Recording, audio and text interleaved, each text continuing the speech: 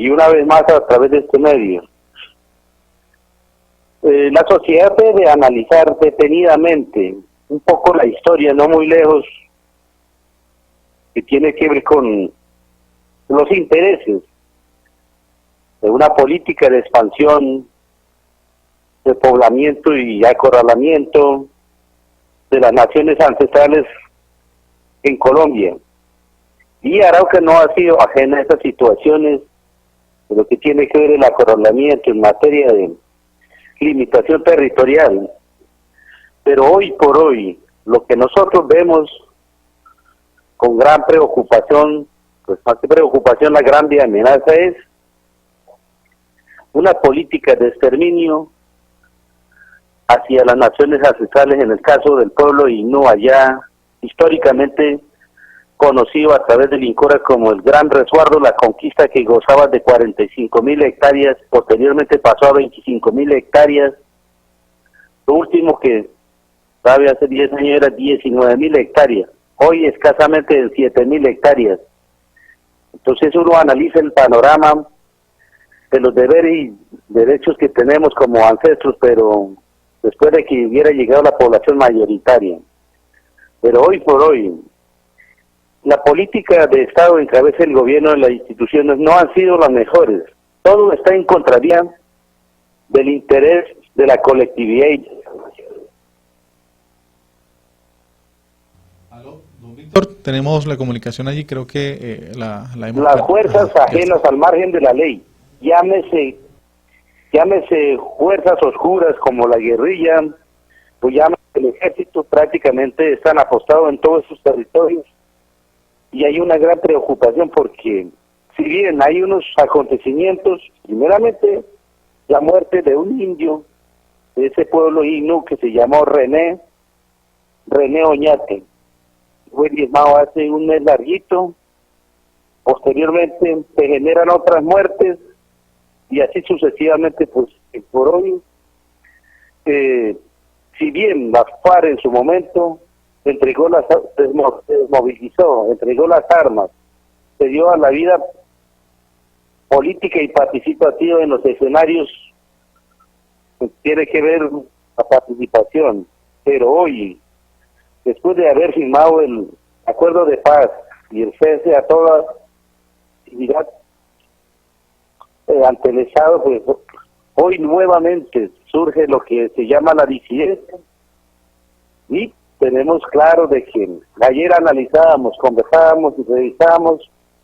la situación de estas naciones y comunidades allí, donde prácticamente el actor armado, que hoy ya se llama disidencia, porque para ellos tiene un nombre, un cerebro, una cabeza, que está conduciendo un puñado de hombres y mujeres, pero llega al territorio del pueblo Inú y a la vez asimismo empieza a reclutar de manera,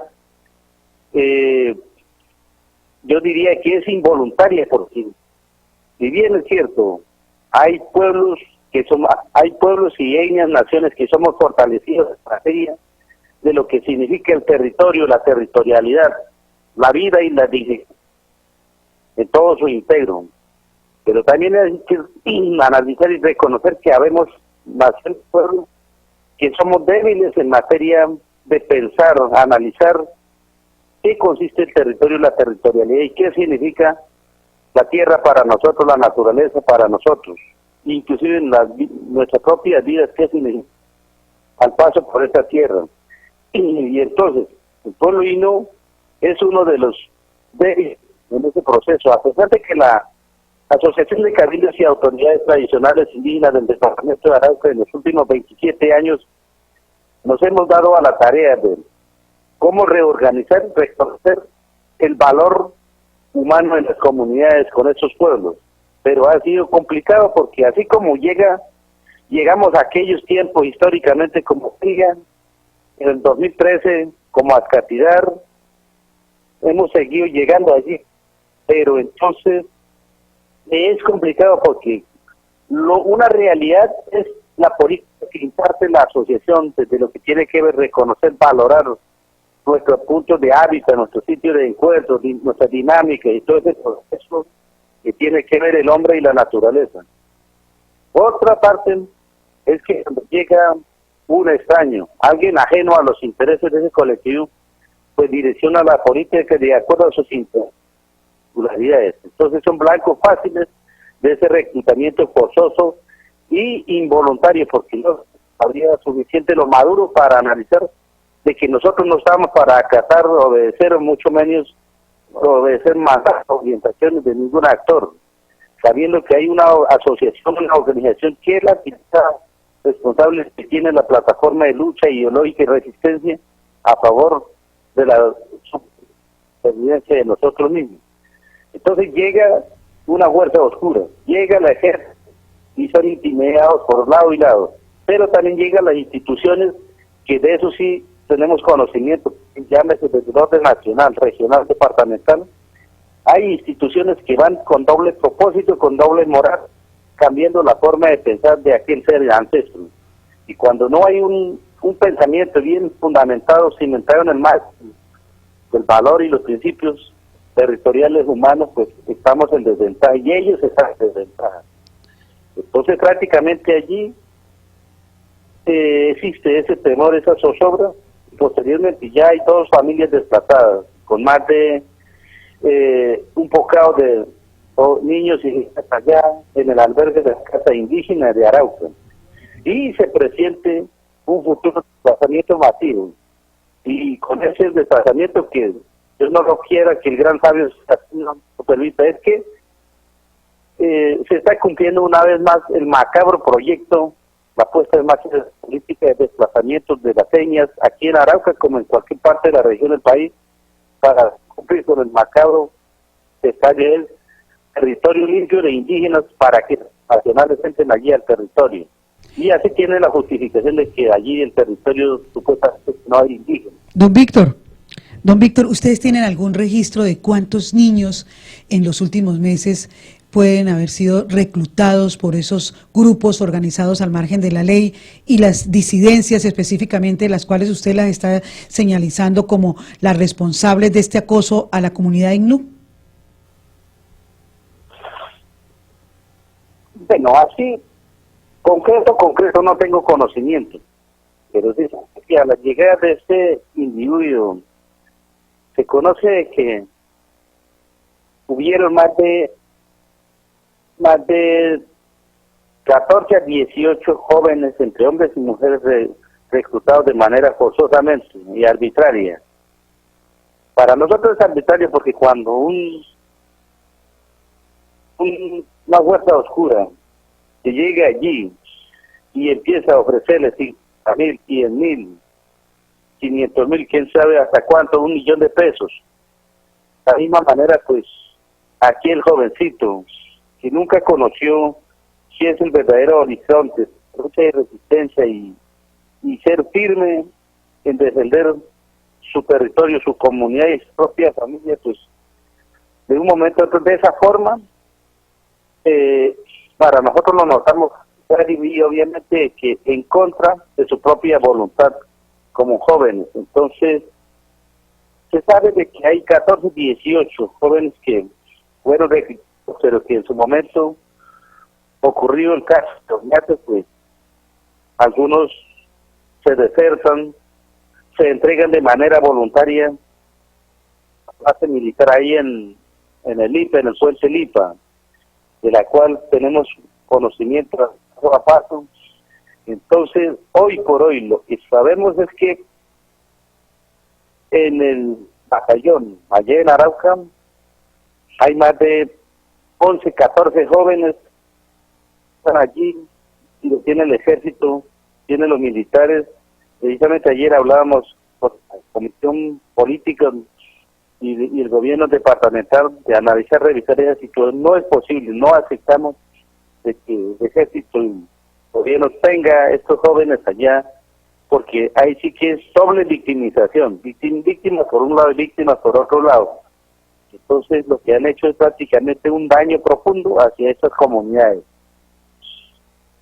Bueno, Víctor, quiero plantearle también ante la presión, la cual usted señalaba por parte de las disidencias de la FARC que viene adelantando este reclutamiento en contra de unos menores y por supuesto de ya personas mayores. ¿Cuántos indígenas han muerto ante esta situación que se ha dado? Recordemos hechos que se presentaron en Bocas del L. ¿Hay otros casos registrados también con tenga que ver con las muertes de indígenas? Pues así lo oficial que se sabe desde hace un mes larguito es la muerte del indígena Oñate, que era de una comunidad de ese lado. Sí. Pero posteriormente sucede otros hechos de una familia de 3 individuos que tal parece que son campesinos que fueron prácticamente muertos. Se desconoce a manos de quienes fueron. Y posteriormente, pues, eso es lo que se sabe. Y entonces, el caso es que prácticamente en el día de ayer analizábamos de que es necesario el apoyo de los aliados, como lo es la Cruz Roja, las Naciones Unidas, para que revisen, exploren el terreno, porque la situación allí no es la mejor. Se tiene miedo, el temor, la zozobra. Entonces, eso es lo que yo les puedo manifestar en el día de hoy y esta mañana.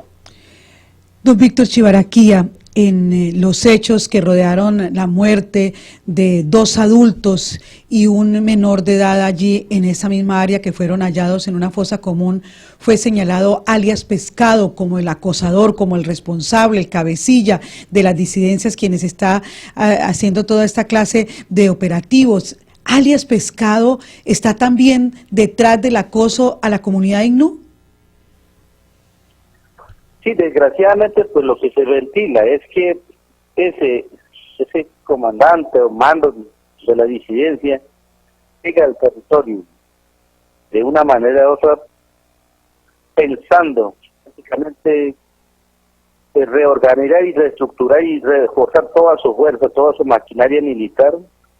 Pues, de esa manera es la única para volver a tener los hombres y mujeres supuestamente para combatir con el Estado, pero entonces de allí, y para nosotros está claro de que este señor también, viéndose en medio de la situación de miedo y zozobra, pues lo ha llevado también a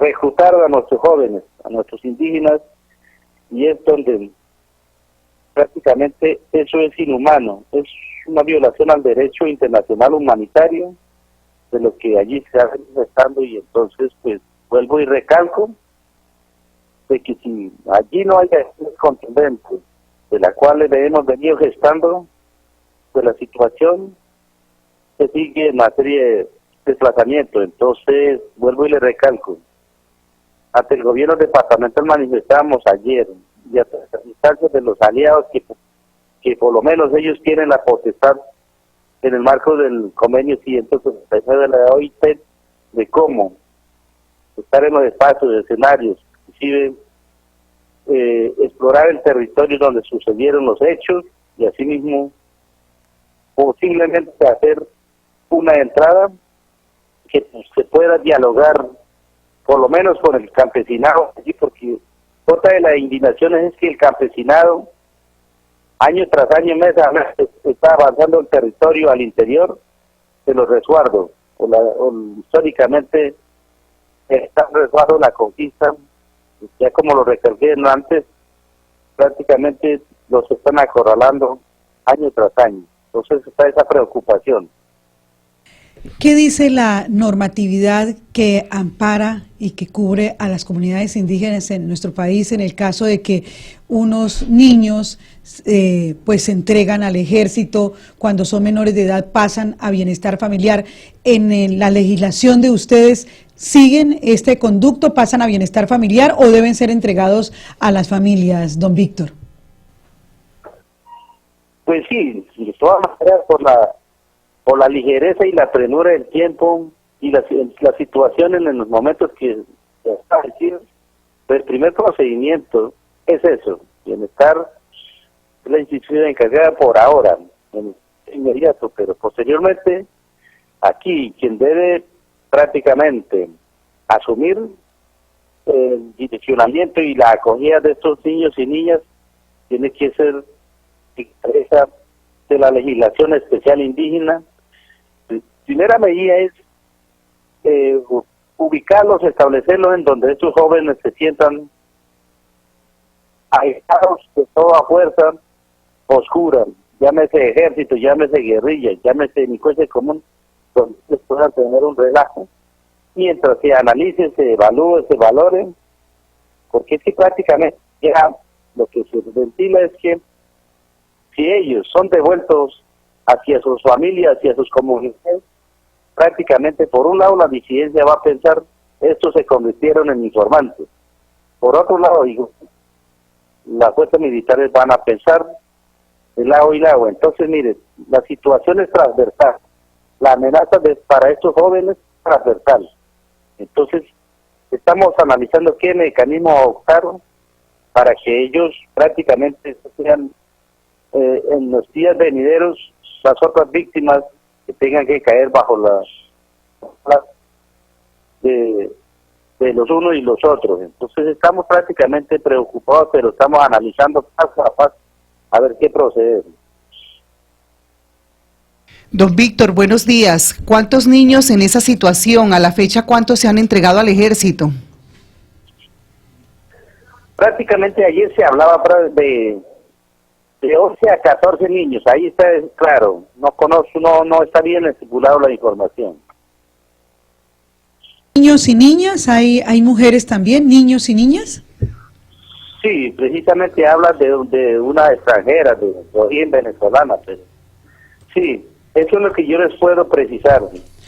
Don Víctor, yo quería también consultarle a usted una situación que se ha presentado en los últimos días. Un indígena del municipio de Tame, directivo, presidente de una asociación que no es Ascatidar, está retenido, capturado por las autoridades, indicado de violar a un niño. A propósito de esta situación, ¿qué opinión tiene usted de esas agresiones de adultos a niños y de la situación que vive esta persona, este indígena capturado en Tame? ¿Qué sabe? Sí, lo que he podido analizar y ventilar es que prácticamente como esta organización o asociación, como lo llamemos allá, que conglomera 4 comunidades, pues lo que no he podido palpar es que en los últimos tiempos, prácticamente al interior de ellos ha habido una serie de confrontaciones, de intereses entre hermanos, entre mismos dirigentes de ellos mismos, y lo que yo ventilo es que aquí posiblemente es una retaliación entre ellos mismos. Por eso está claro para nosotros que necesitamos una prueba contundente donde verdaderamente se esclarezca o se diga verdad que estaba en el acto, que estaba cometiendo el acto tal día, esta hora. Pero de no haber eso, yo pienso de que es un montaje de lo que existe ya la maña que ha tenido el gobierno colombiano a través de sus fuerzas militares y toda su estructura armamenticia y militar. Entonces, no me queda más pensar, sino que la malicia me dice eso. Es una retaliación entre ellos mismos. Y pues obviamente que sería bueno que se hablara con esta persona hasta dónde es verdaderamente, se esclarezca la situación de este compañero. Don Víctor, y en la legislación de ustedes, si una persona adulta se le comprueba de que ha agredido a un niño, ¿qué castigo se le da? Bueno, hay que entender de que ellos son otra etnia. Yo siempre digo históricamente que Macaguá nunca existió, simplemente porque hay un río, una quebrada que se llamó históricamente por la invasión y los colonos campesinos de esos tiempos, Macaguana. Estructuralmente es de origen sicuano.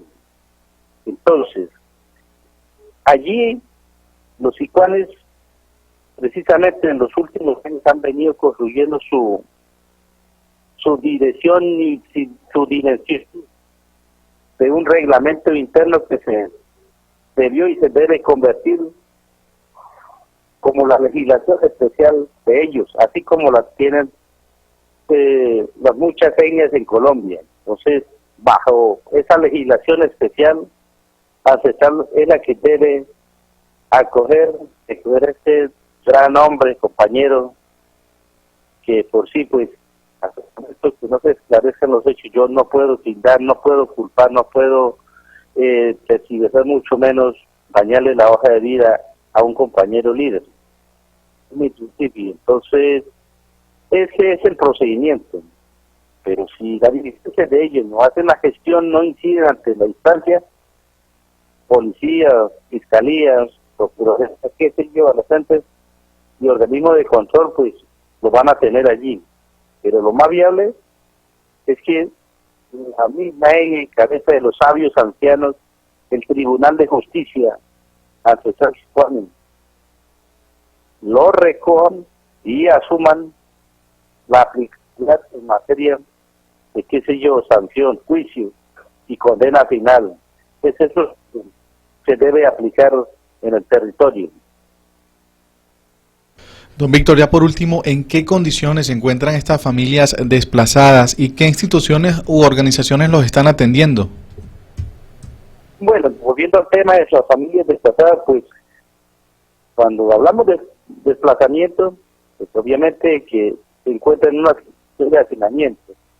Si bien la Casa Indígena de Arauca, por lo menos en los últimos años, el alcalde tuvo la voluntad de reconocer y valorar los bienes de una organización como lo hace conjuntamente con las comunidades, pero ese al ver que no es lo suficiente y allí están hacinados, entonces las instituciones que lo atienden, pues obviamente que es Bienestar, el municipio, la Secretaría de Desarrollo Social, inclusive el coordinador de asuntos indígenas allá, ha hecho lo que esté a su alcance. Entonces, pues ahí hace falta mucho más porque se encuentran en hacinamiento y posteriormente propicio a una serie de situaciones que tienen que ver con las enfermedades que a diario azotan a esta familia. Entonces, por ahora